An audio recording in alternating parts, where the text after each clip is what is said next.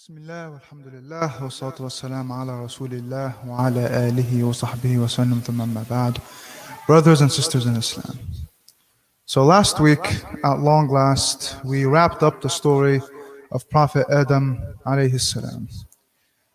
And today, inshallah, we're going to begin a new, shorter story.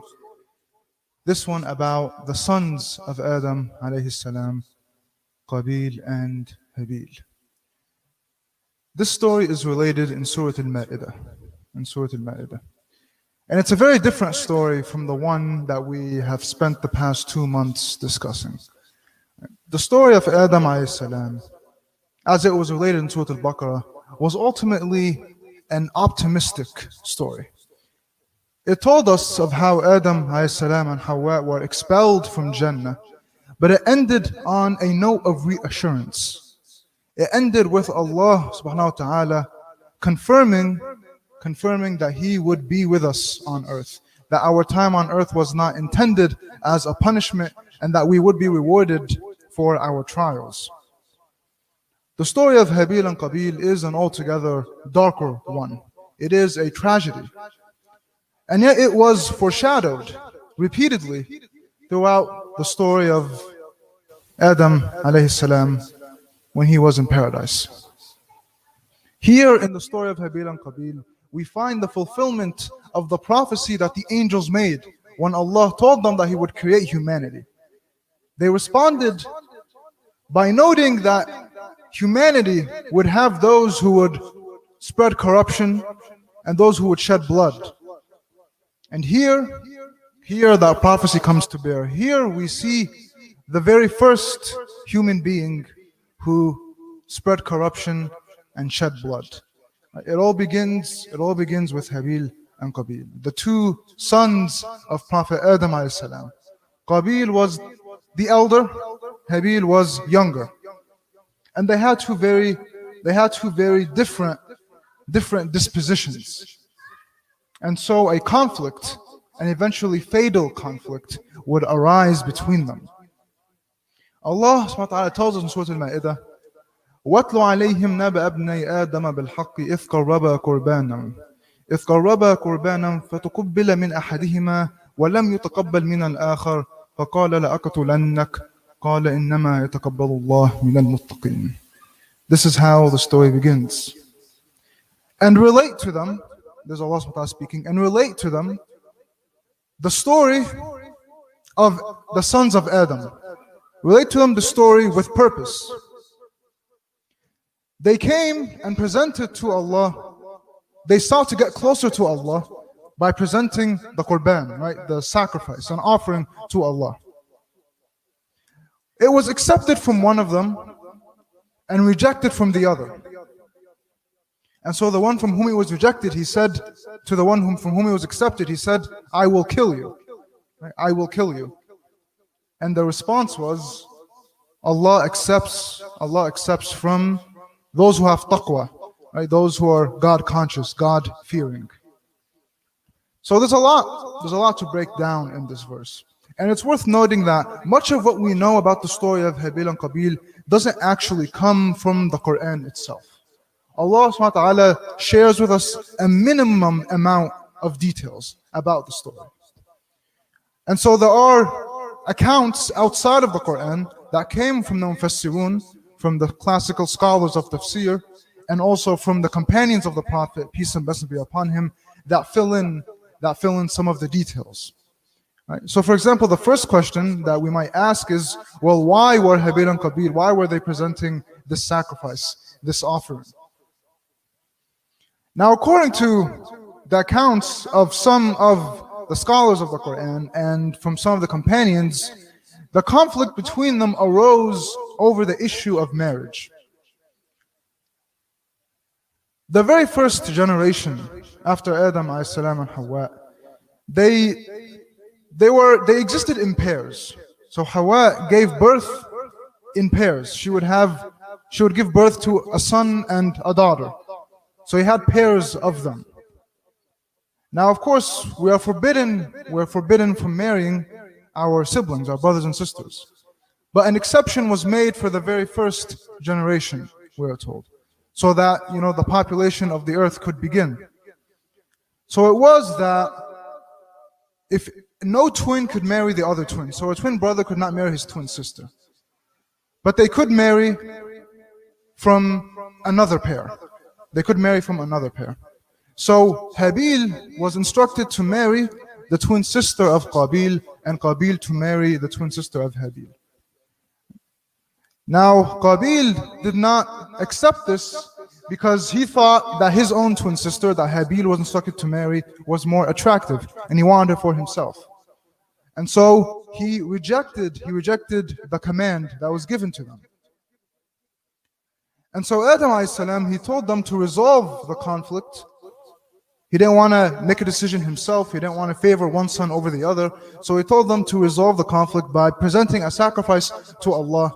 And whoever sacrifice Allah accepted, he would get her hand in marriage. So this is the account that is given to us by some of the companions and by some of the scholars of the Quran. But these details don't actually appear in the surah itself. The Quran is silent about this context. So they presented the offering. Now Habeel, we're told, he had a flock. He was a shepherd, of sheep and other livestock. And so he found the very best of what he had and sacrificed it and presented it to Allah. Qabeel, on the other hand, who was a farmer who had crops, he found the cheapest, the most spoiled things he had. Basically, the things that he didn't want. Because he rationalized it. He said, well, Allah doesn't really need this from me. So I'll give him what I don't need. Right? So Qabeel rationalized this, and so he put together an offering of the cheapest, the lowest quality plants that he had. And he presented this. So one of these offerings was accepted. Right? And that was the offering of Habeel. Right? Not Qabeel. And this inflamed the fires of jealousy in Qabeel. Now Qabeel, he had many issues with his brother. So he had a long-standing problem with his brother, which is that he was jealous of his brother. He felt that Habeel, he got everything. Right? So first Habeel gets, he gets the marriage, he gets the better marriage, and now it's his offering that gets accepted and not mine. And instead of reflecting on why his offering wasn't accepted, Qabeel immediately blames Habeel. Right? And this is a very familiar story. This is a story that has been repeated an infinite number of times throughout the history of humanity. Right? This is not even the first time we have a story about jealous brothers in the Quran. Right? There's the story of Yusuf alayhi salam, whose brothers were also jealous of him and who got rid of him because they thought that he was favored by his father. So this is a familiar story. We have Qabeel here who feels that he has been done wrong. He has been wronged. That he has been treated unfairly. That Habeel gets all that critical acclaim. He gets all the love, all the affection, all the priorities, and Qabeel is left behind. He's left in the dirt. Now as is usually the case with someone who experiences this sort of burning jealousy, they never ascribe their shortcomings or their failures to themselves. They're always looking for a scapegoat, someone else to take the blame. So the thinking goes, if only he wasn't there, if only she wasn't there, then my father or my mother or whoever else, they would pay attention to me. So what's the solution? Not to get better, not to improve myself, but to get rid of or to drag down my rival. If only they would be out of the picture, everyone would appreciate me more. If only my brother didn't get higher grades than me, my father would appreciate me more. If only my sister didn't get a better job than me, my family would appreciate me more, etc., etc. And this doesn't just apply to siblings, but to best friends, and here's the fascinating thing. This sort of powerful jealousy, it usually arises not with acquaintances, but with people who are very, very close. Right?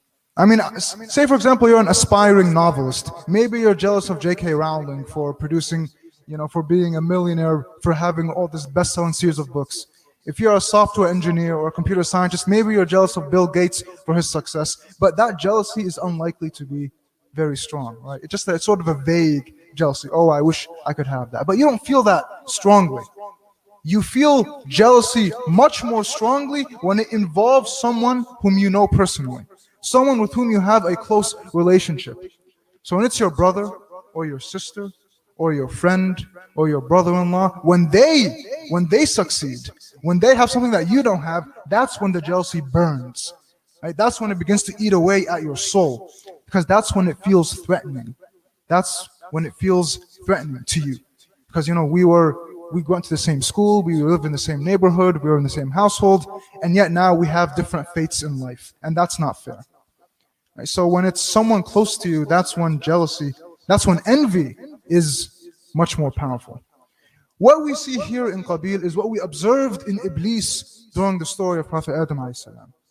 If we recall, Iblis's disease of the heart, what caused him to reject the command of Allah subhanahu wa ta'ala, what caused him to be expelled and cast down, was his hunger for recognition. He needed to be acknowledged as the best. And again, there's a familiar desire. Each and every single one of us, we have something of this desire in us. I want people to praise me, to say, MashaAllah, look at him, look how pious he is, look how successful he is, look how much money he has, look how much academic success he's had. We want people to praise us, to recognize us. So Iblis, he wanted that recognition, and he felt that he wasn't getting it, and he felt that it wasn't fair that Adam got it, that Adam alayhi salam got it. He wanted that recognition for himself. So he was obsessed with comparison. He had to keep comparing himself to others, and he hated to see that anyone should compare favorably to himself. So Iblis here, we see the first human being who follows the same exact path. The first of many. This is the same, this impulse for comparison, this hunger for status and praise, this is the same disease of the heart that was driving Qabeel, that was driving him. And so it fermented and festered in his heart. And he directed all of his anger and all of his hatred towards Habeel. Because he saw him as the reason for it. He saw him as the problem. So again, here I'm going to reiterate the distinction that we discussed a few weeks back between jealousy and envy. Right? Between jealousy and envy. Envy is not just when you want something that someone has, but that you hope that they lose what they have. So it's not enough that you have that same thing, they have to lose it. So you want to be elevated, and you want them to be cast down. It's a zero-sum game. We can't both have something good. It's either me or you. Right? This is the mindset of someone who is suffering from envy. Right? So no, either I have that job or you have that job. I hope I get that job, and I hope that you get fired. Right? You have that beautiful voice when you recite the Quran. I hope that you lose your voice and that I get that voice. You got admitted into that college. I hope that you get expelled from that college and I get admitted to it. So it's a posture of hostility. You can't accept that you both can share something good. No, it's you, it's me or you. Right? So it's a war mentality. This is in contradiction to someone who is jealous. Right? If you're jealous, your jealousy doesn't necessarily have to be toxic. It doesn't have to be poisonous. Right? You can see someone who Allah has blessed with something, and you can say, well, mashallah, I hope that one day I can have that. I hope that one day I can have that job, or have that talent, have that ability to write well, or draw well, or recite well. I hope I can excel in the same way this person has excelled. You can look at what other people have, and that can motivate you to be better. In which case, this is a good jealousy. Right? This is actually a healthy jealousy. So that's very different from envy, from hasad. Right? Envy is what's prohibited. And the Prophet, peace and blessing be upon him, he warned us about envy. He said, beware of envy because it burns away your good deeds the same way that fire burns away wood. The way fire burns away wood. The envy has the same corrosive impact on us. So this is what drove Qabeel. And so imagine it came to the point This envy festered and grew and grew and grew and grew until eventually it came out. Right? This didn't happen overnight. Right? The same way that Iblis's hatred and his envy, that didn't just pop up out of nowhere. That was fermenting for a long time, and it was the creation of Adam alayhi salam that brought it out. That made it explicit, made it public. So the same way, this was the turning point. This was the breaking point for Qabeel. So he had already been jealous of his brother before they offered their sacrifice. But after his was rejected, now his envy boiled over. And so he goes to Qabeel, he goes to Habeel, and he tells him, I'm going to kill you. He makes his malicious intent known. I hate you so much, I am actually going to kill you. And this is a major moment in human history, because the idea of killing someone, this had never happened. Right? Murder as an idea, as an action, had never took place. So Qabeel here, he's inventing the idea of murder, of a human being taking the life of another human being. So he's in this extremely dark place, following the path of Iblis. And so he tells Qabeel, I am going to kill you. And what's the response? So he tells Habeel, I'm going to kill you. And what's the response of Habeel? Right? I mean, he says, and it's a very pointed response. He doesn't say, oh no, don't kill me, or he doesn't say, oh no, I'm sorry. No, he says, إِنَّمَا يَتَقَبَّلُ اللَّهُ مِنَ الْمُتَّقِينَ. Allah accepts from those who have taqwa. So there's an implicit accusation in that response. Habeel is telling Qabeel, well, reflect on why your offering, why your sacrifice was rejected. Do you have taqwa? He's reminding his brother. Reflect, think about yourself. Instead of coming at me, threatening to kill me, why don't you think about your own position, about your own relationship to Allah subhanahu wa ta'ala? Do you have taqwa? So Habeel is challenging Qabeel. He's telling him, well, how about you? You're threatening me, how about you? So Habeel is trying to help his brother here. Right? He's trying to direct his attention towards the real source of the problem, which is himself. So what follows after this is a very interesting conversation between Habeel and Qabeel. And so inshallah, that's we're going to review and reflect on the meanings of this conversation next week, inshallah. Wa jazakallahu khairan. Assalamu alaikum.